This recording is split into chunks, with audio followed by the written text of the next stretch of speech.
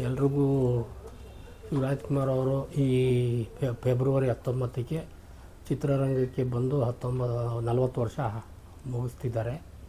ಅದರ ಪ್ರಯುಕ್ತ ಅಭಿಮಾನಿಗಳಿಗೇನು ಅಂದರೆ ಅವರು ಒಂದು ನಾವೇನೆಂದರೆ ಅವ್ರನ್ನ ಭಾಳ ನೋಡಿರೋದ್ರಲ್ಲಿ ಕೆಲವೊಂದು ವಿಚಾರಗಳನ್ನ ನಾನು ಗೊತ್ತಿರೋ ಅಷ್ಟು ಹೇಳ್ತೀವಿ.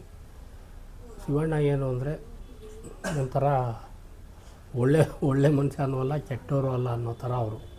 ಅಂದರೆ ಅವರು ಹೃದಯದಲ್ಲಿ ಒಳ್ಳೆಯ ಹೃದಯವಂತ. ಏನಂದರೆ ಅವರು ಏನಕ್ಕೆ ಬೈತಿದ್ರು ಅಂತ ಜನಕ್ಕೆ ಏನಂದರೆ ಹೋದರೆ ಬೈಸ್ಕೊಂಬತ್ತೀರಾ ಅಂತಾರೆ. ಬೈತಿದ್ದು ಏನಕ್ಕೆ ಗುಟ್ಟು ಅಂತ ಒಂದು ಸರಿ ಹೇಳಿದ್ರು. ಅವನೊಬ್ಬರನ್ನ ಕರೆದ್ರು, ಶ್ರೀನಿವಾಸ್ ಅಂತ ನಮ್ಮ ಮೈಸೂರಿಂದ ಬರೋರು, ಬಾಬು ಅಂತ ಹುಡುಗ. ಅವರು ಇನ್ನೂ ಎಜುಕೇಷನ್ ಇದ್ದರು. ಅವ್ರೇನು ಹೇಳಿದ್ರು, ಬೈದರೆ ಬಾಯಲ್ಲಿ ಅಂದ್ರೆ ಏನು, ನಾನು ಬೈತೀನಿ ಅಂತ ಕೋಪ ನಿಮಗೆ ಅಂದರು. ಇಲ್ಲ ಅಣ್ಣ, ಏನು ಹೇಳಿ, ಏನಕ್ಕೆ ಬೈತೀನಿ ಹೇಳಿ, ನೀನೇನು ಮಾಡ್ತದೆ, ಅದೇನೋ ಡಿಗ್ರಿ ಅಂತಂದ. ಫಸ್ಟು ಅದೆಲ್ಲ ಮುಗಿಸಿ ಇಲ್ಲಿಗೆ ಬಾ, ನನ್ನ ಕೆಲಸ ಇದು, ನಾನು ಇಲ್ಲೇ ಬದುಕ್ತೀನಿ, ಇಲ್ಲೇ ಇರ್ತೀನಿ. ನೀನು ಎಜುಕೇಷನ್ ಮುಗಿಸಿ ನೀನೊಂದು ದಾರಿಯಾಗಿ ಕೆಲಸಕ್ಕೆ ಹೋದ್ಮೇಲೆ ನೀನು ನನ್ನ ನೋಡಕ್ಕೆ ಬಾ, ದಿನ ಬಾವಾಗ ಬೇಡ ಹಂಗೆ. ನಾನು ಅಷ್ಟಕ್ಕೆ ಅಮ್ಮ ಬೈಯೋದು, ನಾನೇನು ಸುಮ್ಮನೆ ನೀವು ಬಂದರೆ ನನಗೇನು, ನಾನು ನಿಂತ್ಕೊಂಡು ಹೋಗಲ್ಲ, ನಾನೇನು ಕೇಳಲ್ಲ, ದುಡ್ಡು ಕಾಸು ಕೇಳಕ್ಕೆ ಬರಲ್ಲ, ಸಹಾಯ ಕೇಳಲ್ಲ. ಈ ವಿಚಾರಕ್ಕೆ ಅಂದಾಗ ಆವಾಗ ಎಲ್ರಿಗೂ ಅರ್ಥ ಆಗೋಯ್ತು. ಯಾಕೆ ರೇಗಾಡ್ತಾರೆ ಅಂದರೆ ಜನ ಅರ್ಥ ಮಾಡ್ಕೊಂಡಿರೋದು, ಇವ್ರ ಅಭಿಮಾನಿಗಳ್ನ ಸೇರಲ್ಲ, ಕಂಡ್ರೆ ಬೈದ್ಬಿಟ್ಟು ಕಳಿಸ್ತಾರೆ. ಬೈಯೋದು ಅದಕ್ಕಲ್ಲ, ಇವನ ಕೆಲಸ ಏನು, ನೀನು ಆಟೋ ಓಡಿಸು, ಇಲ್ಲಿ ಬಂದರೆ 2 ಅವರ್ಗೆ ಎಷ್ಟು ದುಡಿತೀಯ ಅನ್ನೋರು. ಈ ವಿಚಾರ ಜನಕ್ಕೆ ಗೊತ್ತಿಲ್ಲ. ಹೋದರೆ ಶಿವರಾಜ್ಕುಮಾರ್ ಮನೆಗೆ ಹೋದರೆ ಬೈದ್ಬಿಡ್ತಾರೆ. ಅವ್ರು ಬೈಯೋದು ಅದಕ್ಕಲ್ಲ. ನಾನೇನು ನೋಡೋದಿಲ್ಲ, ಒಂದು ಸರಿ ನೋಡಿದ್ರೆ ಆಯ್ತಲ್ವ, ಕಾರ್ಯಕ್ರಮ ಇರುವಾಗ ಬಾ. ಅದನ್ನು ಬಿಟ್ಟು ಪದೇ ಶೂಟಿಂಗ್ ಸ್ಪಾಟ್ಗಳಿಗೆ ನಮ್ಮ ಮನೆ ಹತ್ರ ಯಾಕೆ ಬರ್ತೀರಾ, ನೀನು ದುಡಿತೀಯ, 2 ಅವರ್ ದುಡಿದ್ರೆ ಒಂದು ₹500 ದುಡಿದ್ರೆ ನಿಮ್ಮ ಜೀವನಕ್ಕಾಗಲ್ಲ. ಇದನ್ನು ಹೇಳೋರು. ನನ್ನೇ ಕ್ವಶ್ಚನ್ ಮಾಡಿದ್ರು, ನೀನು ಎಲ್ಲಿ ಏನು ಯಾವಾಗ ಬಂದುಬಿಡ್ತೀಯ ಅನ್ನೋರು. ಯಾವಾಗ ಬರ್ತೀವಿ, ಹೌದು ನೋಡಬೇಕು ಬರ್ತೀವಿ ಅಂದ್ವಿ. ಆಮೇಲೆ ನಮ್ಮ ಶಿವಣ್ಣವರು ಸಾರಥಿ ಹೇಳಿದ್ರು, ಅಣ್ಣ ಅವ್ರು ಗೌರ್ಮೆಂಟ್ ಎಂಪ್ಲಾಯ್ ಅಣ್ಣ, ಕೈ ಬಿಗಿರೋದು ಅಂದರು. ಆವಾಗ ನಾನು ಬ್ಯಾಡ ತೆಗೆದು ತೋರಿಸ್ತೆ. ಹೌದಾ, ಯಾರೇ ನೀನು ಕೆಲಸ ಕೊಟ್ಟವರು, ಯಾವಾಗ ನೋಡಿ ಶೂಟಿಂಗ್ ಬಂದುಬಿಡ್ತೀಯ ಅನ್ನೋರು.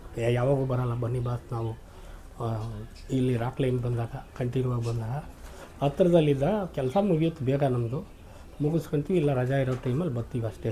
ಹೌದಾ, ಅದಕ್ಕೆ ನೀನು ಓಡೋಡಿ ಬರ್ತೀಯ ಅಂದ್ಬಿಟ್ಟು ತಮಾಷೆಗೆ ಹೇಳ್ಕೊಂಡು, ಆಮೇಲೆ ಆ ರೀತಿ ಏನಕ್ಕೆ ಹೇಳ್ತೀನಿ ಅಂದರೆ, ನೋಡಮ್ಮ ದುಡಿಬೇಕು, ನಾನು ದುಡಿಯೋಕ್ಕೆ ಬರ್ತೀನಿ, ನೀವೇನಕ್ಕೆ ಬರ್ತೀರಾ, ನಾನು ನೋಡ್ಬಿಟ್ಟು ಕಳ್ಕೊಂಡು ಹೋಗ್ತೀರಾ, ನೀವು ಇನ್ನೂ ಒಂದು ₹300 ದುಡಿದ್ರೆ ನೀನು ಆಟೋವನ್ಗೆ ಆಗಲ್ವ, ಈ ರೀತಿ ಹೇಳೋರು.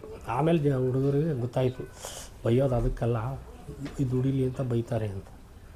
ಅವ್ರದ್ದು ಇನ್ನೊಂದು ವ್ಯಕ್ತಿತ್ವ ಏನು ಅಂದರೆ, ಏನೇ ಆಗಿಬಿಟ್ರು ಲಾಸ್ಟಲ್ಲಿ ಯಾರನ್ನೇ ಬೈದಿರಲಿ ಎಲ್ಲರನ್ನೂ ಬಂದು ಕಾರ್ ಹತ್ತುವಾಗ ಹತ್ತಿರದಲ್ಲಿ ಕರೆದ್ಬಿಟ್ಟು, ಹೋಗುವ ಕಾಪಿ ಆಯಿತಾ, ಬರ್ತೀನಮ್ಮ ಅಂತ ಹೇಳ್ಬಿಟ್ಟು ಮಾತಾಡ್ಸಿನೇ ಹೋಗೋದು.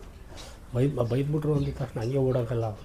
ಎಷ್ಟೋ ಸರಿ ಆಗಿದೆ, ಹತ್ರ ಕರೀತಾರೆ, ಹೋಗುವಾಗ ಹತ್ರ ಹೋಗ್ತಿದ್ರೆ ಏನಮ್ಮ ಅಂತಾರೆ, ಏನಾರು ವಿಷಯ ಕಾರ್ಯಕ್ರಮದ ಏನಾರು ಇತ್ತು ಅಂದರೆ, ನೋಡೋಣ ನೀರಮ್ಮ ಡೇಟ್ ಇದೆ ಹೇಳ್ತೀನಿ ಅಷ್ಟೇ. ಯಾರನ್ನು ಶೂಟಿಂಗ್ ಹತ್ರಕ್ಕೆ ಅವ್ರು ಏನಕ್ಕೆ ಹೋಗಬಾರ್ದು ಅಂದರೆ, ನನ್ನ ಕೆಲಸ ನನಗೆ ದುಡ್ಡು ಕೊಡ್ತಾರೆ, ನಿಮ್ಗೇನು ಕೊಡ್ತಾರೆ, ನಾನು ನೋಡ್ಕೊಂಡು ನಿಂತ್ಕೊಂತೀರ, ಏನು ಬರುತ್ತೆ.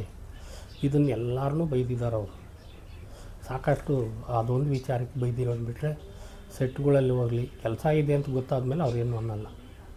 ಅಲ್ಲಿ ಇವರು ಏನು ಅಂದರೆ, ಅಣ್ಣೋರು ಯೂನಿಟಲ್ಲಿ ಸ್ಥಗಿತ, ಅದು ಕಾರ್ಯ ಸ್ವಲ್ಪ ಕೆಲಸಗಳು ಪೂರ್ಣಿಮಾ ಎಂಟರ್ಪ್ರೈಸಸ್ ನಿಂತು, ಅಲ್ಲಿದ್ದವರು ಸುಮಾರು ಜನ ಬೇರೆಯವ್ರ ಮನೆಗೂ ಹೋಗೋಕ್ಕಾಗಲ್ಲ. ಅಣ್ಣವ್ರ ಹತ್ರ ಇದ್ದವರೇ. ಯಾಕೆಂದರೆ ಶಿವಣ್ಣ ಒಂದು ಸಹಾಯ ಮಾಡ್ತಾರೆ ಅನ್ನೋ ಒಂದು ದೃಷ್ಟಿಗೆ ನಾವು ಕಣ್ಣಿಂದ ನೋಡಿದ್ದೀವಿ. ಆವಾಗ ಹೊಸ ₹1000 ನೋಟು ಕನಕಾಂಬ್ರ, ಇವರು ತಮಾಷೆಗೆ ಹೇಳೋರು, 5 ಬಂತು, 5 ಕನಕಾಂಬ್ರ ನೋಟ್ ಹೊಡಿಯಮ್ಮ ಅನ್ನೋರು. ಅವ್ರ ಹತ್ರ ಇರ್ತಿರ್ಲಿಲ್ಲ, ಯಾರನ್ನ ಪಕ್ಕದಲ್ಲಿದ್ದವರು, ನಮ್ಮ ರವಿನೋ ನಮ್ಮ ಗೋವಿಂದಣ್ಣನೋ ಇಟ್ಕೊಂಡಿರೋರು. 5 ಕನಕಾಂಬ್ರ ಹೇಳಿ ಅನ್ನೋರು. ಅವ ₹1000 ತೆಗೆದವ್ರು. ಹೋಗುವಾಗ ಹೇಳ್ತಿರ್ಲಿಲ್ಲ, ಹತ್ರ ಕರೆದ್ಬಿಟ್ಟು ಹೋಗಿ ಇಟ್ಬಿಟ್ಟು ಕಳಿಸ್ಬಿಡೋರು ಸೆಟ್ಟಲ್ಲಿ. ಅವ್ರ ಪಾಪ ಅವ್ರ ಹತ್ರ ಕ್ಯಾಮ್ರಾಮ್ಯಾನು, ಅಸಿಸ್ಟೆಂಟ್ ಕ್ಯಾಮ್ರಾಮ್ಯಾನು, ಲೈಟ್ ಬಾಯ್ಗಳು, ಏಜ್ ಆಗಿತ್ತು ಎಲ್ಲಪ್ಪ ಅಂತ ಅವ್ರು ಡ್ರೈವರಾಗಿ ಅವ್ರನ್ನೇ ಇಟ್ಕೊಂಡಿದ್ರು ಕೆಲವು ದಿವಸ. ಯಾಕೆ ಇಟ್ಕೊಂಡ್ರು ಅಂದರೆ, ಅಲ್ಲಿದ್ದರು ಅಣ್ಣವ್ರ ಹತ್ರ.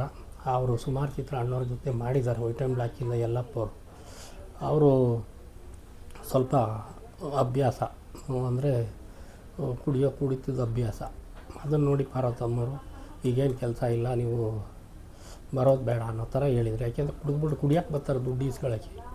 ಅದನ್ನು ಶಿವಣ್ಣ ಅವ್ರನ್ನ ಡ್ರೈವರಾಗಿ ಹಾಕ್ಕೊಂಡ್ರು. ಆವಾಗ ಇವ್ರದ್ದೊಂದು ಮರೂನ್ ಕಲರು ಇದಿತ್ತು ಅಸೆಂಟಾಗ ಇದ್ರ ಗಾಡಿ ಮಾರುತಿದು ಒಂದು ಕಾರಿತ್ತು. ಆವಾಗ ಇವರೇ ಓಡಿಸ್ತಿದ್ರು ಆವಾಗ. ಆಮೇಲೆ ಅವರು ಅಲ್ಲೂ ಸ್ವಲ್ಪ ಇವರು ಇದನ್ನು ನೋಡಿ ಕೆಲವು ದಿವಸ ಇಟ್ಕೊಂಡು ಅವ್ರನ್ನೂ ಆವಾಗಲೂ ಹೇಳಿದ್ರು, ನೀನೇನಾರು ಬೇಕು ಅಂದರೆ ಸಹಾಯಕ್ಕೆ ಬಾ, ಗಾಡಿ ಓಡಿಸ್ಬೇಡ, ಯಾಕೆಂದರೆ ಡ್ರಿಂಕ್ಸ್ ಮಾಡಿಬಿಟ್ಟಿರ್ತೀಯ ನೀನು, ಎಲ್ಲರ ತೊಂದರೆ ಆದರೆ ಅದಕ್ಕೆ ಬಿಟ್ಟರೆ ಇನ್ನೇನು ಅವರು ಕೆಟ್ಟ ರೀತಿಯಿಂದಲೇ ಹೇಳಿಲ್ಲ.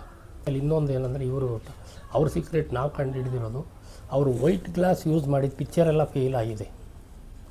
ವೈಟ್ ಗ್ಲಾಸ್ ಹಾಕ್ಬಾರ್ದು ಅವರು, ಸ್ವಲ್ಪ ಸ್ಟೈಲಿಶ್ ಆಗಿ ಸ್ವಲ್ಪ ಒಂದು ಸಣ್ಣ ಗಡ್ಡ ಬಿಟ್ಟಿದ್ದು ಪಿಕ್ಚರೆಲ್ಲ ಪಾಸ್ ಆಗಿದ್ದಾವೆ. ಬೇಕಾದ್ರೆ ಅವ್ರದ್ದು 100 ಸಿನಿಮಾನು ತೆಗೆದು ನೋಡಿ, ವೈಟ್ ಕನ್ನಡಕ ಯೂಸ್ ಮಾಡಿರೋದೆಲ್ಲ ಸೋತಿದೆ. ನಾವು ಅವ್ರಿಗೆ ಹೇಳಿದ್ದೀವಿ ಇದನ್ನು, ಬಮ್ಮ ನೀನು ಎಲ್ಲ ನೀನೇ ಸಂಶೋಧಕ ಆಗಿಬಿಟ್ಟಿದ್ಯಾ ಅಂತ ಸುಮ್ಮನೆ ಅಂತಾರೆ.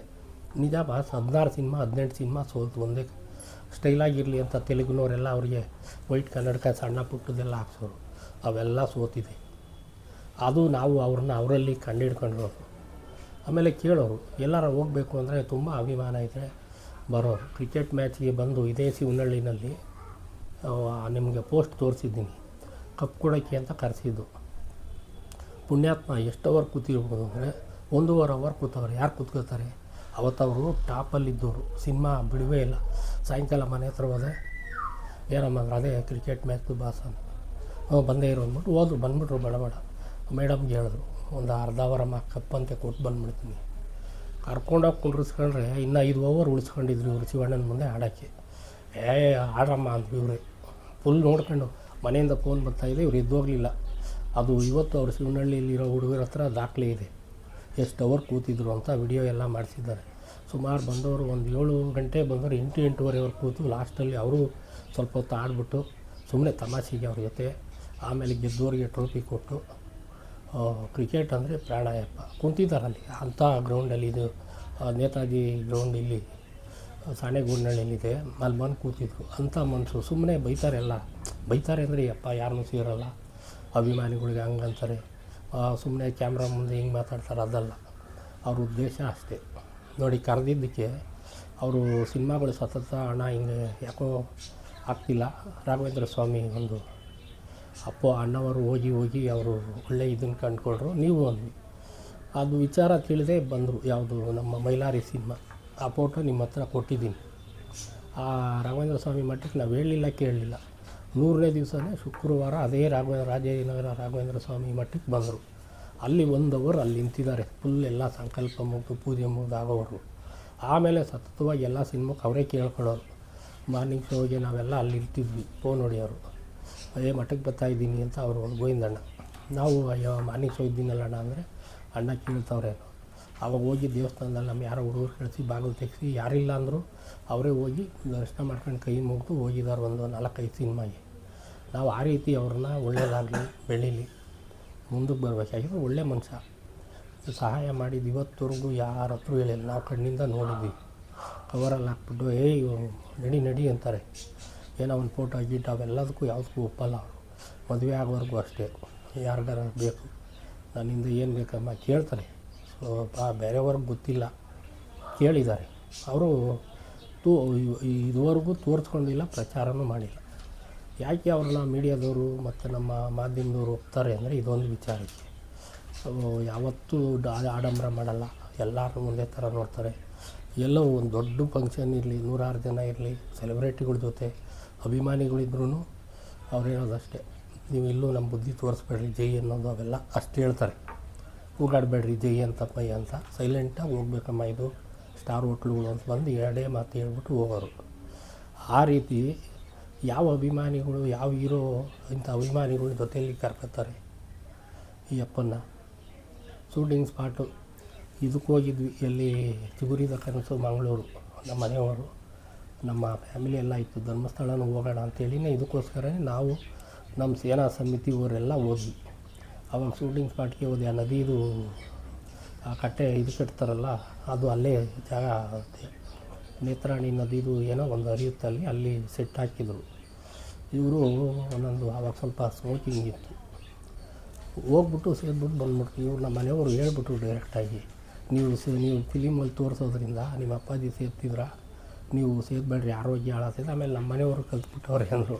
ಇಲ್ಲ ಇಲ್ಲ ಇನ್ಮೇಲೆ ಮಾಡಲ್ಲ ಬಿಡಮ್ಮ ಅಂತ ಬಂದು ಆಮೇಲೆ ಅವ್ರದ್ದು ದಿನೇಶ್ ಮಂಗಳೂರವರು ಸೆಟ್ ಹಾಕಿದ್ರು ಇವ್ರದ್ದು ಚಿಕ್ಕಡಿದ್ದಕ್ಕಂತ ಹಾಡೆಲ್ಲ ಇದೆಯಲ್ಲ ಆ ಮನೆ ಮುಂದೆ ಆ ಸೆಟ್ಟೆಲ್ಲ ಸೆಟ್ ಅದು ಆ ಸೆಟ್ ಮುಂದೆ ಅಲ್ಲಿ ಕರ್ಕೊಂಡೋಗಿ ಅಲ್ಲಿ ಎಲ್ಲ ಯೂನಿಟ್ ಅವ್ರು ಅಲ್ಲಿ ಜಾಗ ಇಲ್ಲ ಬರೀ ಬೈಲಲ್ಲೇ ಊಟ ಮಾಡಬೇಕು ಎಲ್ಲರ ಜೊತೆಲೂ ನಮ್ಮನ್ನು ಕೂಡಿಸಿ ನಮ್ಮ ಮನೆಯವರೆಲ್ಲ ಕೂತ್ಕೊಂಡು ಊಟ ಮಾಡಿ ಹೆಂಗೆ ಬಂದ್ರಿ ಅಂದರು ಜೀಪ ಮಾಡ್ಕೊಂಡು ಬಂದಿದ್ವಿ ಅಂತ ಹೌದಾ ಸರಿ ಇನ್ನು ಕತ್ಲೆ ಆಗುತ್ತೆ ನಾವಿನ್ನು ಪ್ಯಾಕಪ್ ಮಾಡ್ಕೊತೀವಿ ನೀವು ಹೋಗ್ರಿ ಅಂತೇಳಿ ಆ ಥರ ಹೇಳಿ ಕಳಿಸಿದ್ರು ಎಲ್ಲೇ ಹೋಗಲಿ ಫಸ್ಟ್ ಹೋದರೆ ಕಾಪಿ ಕುಡಿದೇನಮ್ಮ ಅಂತಾರೆ ಎಲ್ಲ ಅಭಿಮಾನಿಗಳಿಗೂ ಕೆಲವರಿಗೆ ಗೊತ್ತು ಅವರಿಗೆ ಯಾರು ಹಿಂಗೆಲ್ಲ ಅಂತ ಅವ್ರನ್ನ ಅಷ್ಟೊಂದು ಕೇರ್ ಮಾಡಲ್ಲ ಅವ್ರ ಹತ್ರ ಒಳ್ಳೆ ರೀತಿ ನಡ್ಕೊಂಡಿದ್ರೆ ಒಳ್ಳೆ ರೀತಿಯಲ್ಲೇ ನಡೆಸ್ಕೊಂಡಿದ್ದಾರೆ ಯಾಟ್ರಿ ಅವರು ಅದಕ್ಕೆ ಯಾಟ್ರಿಕ್ ಹೀರೋ ಆಗಿದ್ದು ಭಾರತದಲ್ಲಿ ಯಾರೂ ಆಗಿಲ್ಲ ಅಲ್ಲ ಅಂಥ ಟೈಮಲ್ಲಿ ಇವರು ಅಷ್ಟು ತಮಿಳು ಪೈಪೋಟಿ ತೆಲುಗು ಪೈಪೋಟಿ ನಟರುಗಳ ಜೊತೆಯಲ್ಲೂ